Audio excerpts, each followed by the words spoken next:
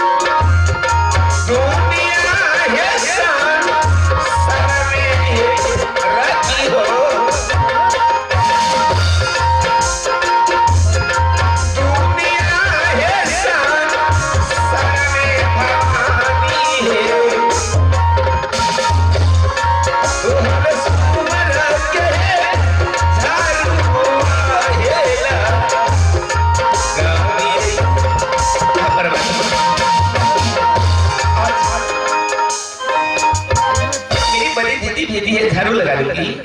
मैं झाड़ू लगा रही हूँ। आज आनंदिया बहुत सुंदर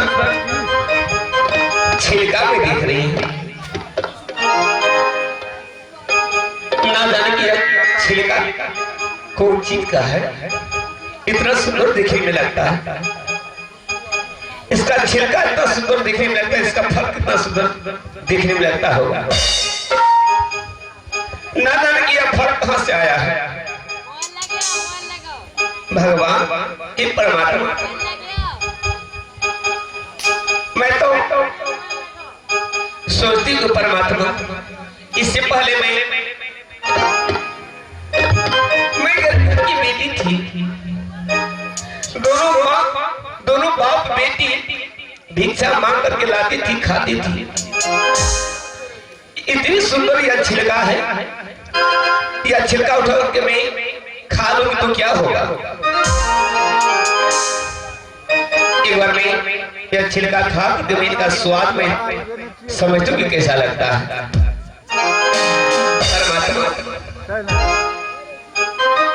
देवी माँ गई रही है, आ गई न गई दुर्गा चल गई।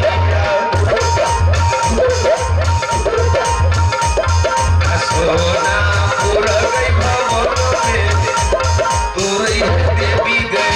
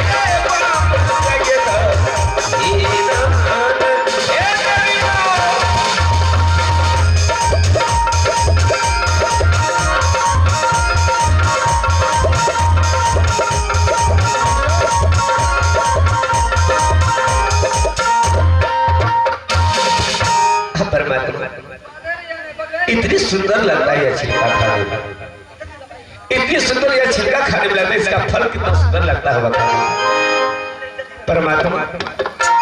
आज झाड़ू लगा करके मैं